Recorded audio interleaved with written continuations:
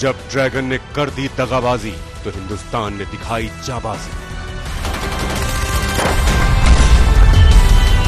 दुश्मन कर रहा घात तो हिंदुस्तान भी जमकर खरीद रहा हथियार।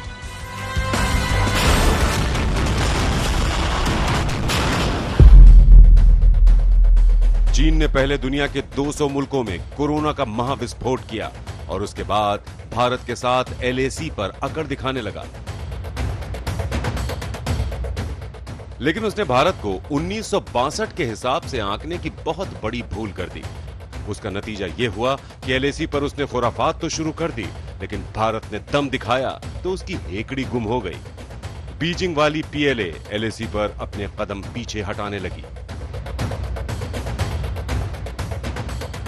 चीन को इस बात का अंदेशा हो जाएगा कि प्रधानमंत्री 3 तारीख को आए और 2 हफ्ते के बाद रक्षा मंत्री भी लद्दाख आए हैं।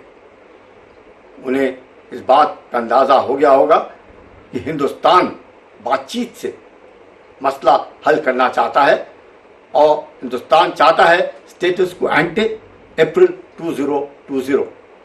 लेकिन अगर बातचीत से मसला हल नहीं हुआ तो हिंदुस्तान लड़ने के लिए तैयार है। चीन से टक्कर लेने के लिए मोदी सरकार ने 1 महीने के भीतर दूसरी बार तीनों सेनाओं को राइफल्स, मिसाइल, गोला बारूद, ड्रोन जैसे घातक हथियार खरीदने के लिए 800 करोड़ रुपए की मंजूरी दे दी है।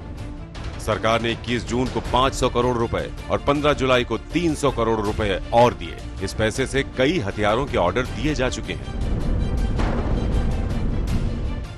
रक्षा अधिग्रहण परिषद यानी DAC ने भी 2 जुलाई को 38,900 करोड़ रुपए के हथियार और गोला बारूद खरीदने की मंजूरी दे दी है। इस पैसे से भारतीय वायुसेना 33 नए लड़ाकू विमान शामिल करने जा रही है।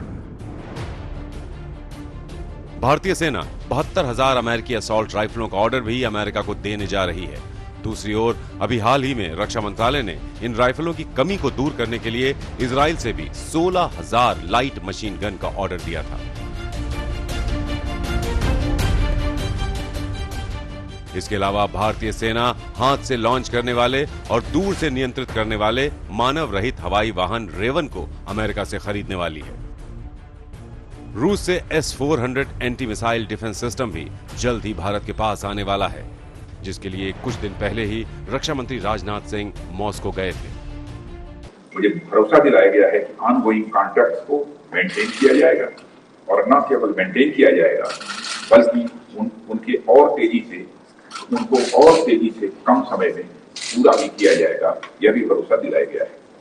साथ ही हिंदुस्तान इजराइल से हेरोन ड्रोन और स्पाइक एंटी टैंक गाइडेड मिसाइलें भी खरीदने जा रहा है, जबकि भारतीय सेनाओं ने पहले ही इजराइल से स्पाइस 2000 बम, असॉल्ट राइफल, गोला बारूद और मिसाइलें खरीदने की प्रक्रिया शुरू कर दी है। चीन से निपटने के लिए भारत ने लद्दाख में अपने घातक हथियारों जैसे T-90 Bhishma tank, Chinook helicopter, Sukhoi 30 और अपाचे हेलीकॉप्टर तैनात कर रखे हैं। भारत की इसी ताकत को देखकर चीन को लग गया कि बातचीत करके पीछे हट जाने में ही भलाई है। दिल्ली में मंजीत नेगी के साथ आज तक ब्यूरो। रक्षा मंत्री राजनाथ सिंह के लद्दाख पर LAC के दौरे से 2 हफ्ते पहले प्रधानमंत्री नरेंद्र मोदी खुद ही लद्दाख होकर आए थे। उनका जाना सिर्फ चीन ही नहीं बल्कि दुनिया के लिए एक बड़ा पैगाम था कि भारत अपनी एक एक इंच जमीन की हिफाजत के लिए किसी भी देश को मुंहतोड़ जवाब दे सकता है। और अब तो दुनिया के बड़े बड़े विशेषज्ञ भी मानने लगे हैं कि चीन को उसके ब्लंडर का एहसास हो चुका है।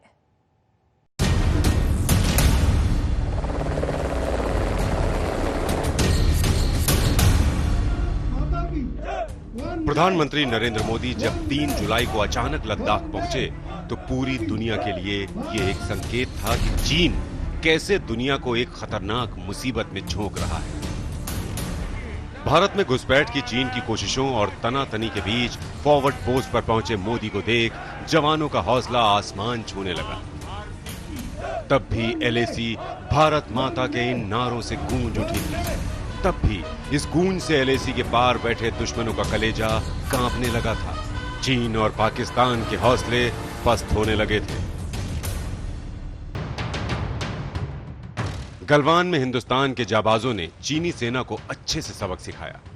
प्रधानमंत्री मोदी जब उन जाबाजों के बीच जाकर दुश्मन को ललकार रहे थे तो इसका असर सिर्फ एक देश पर नहीं बल्कि पूरी दुनिया पर पड़ रहा था। भारत माता के दुश्मनों ने आपकी फायर हुई देखी है और आपकी फ्यूरी भी। साथियों, लद्दाख का तो ये पूरा हिस्सा ये भारत का मस्तक है।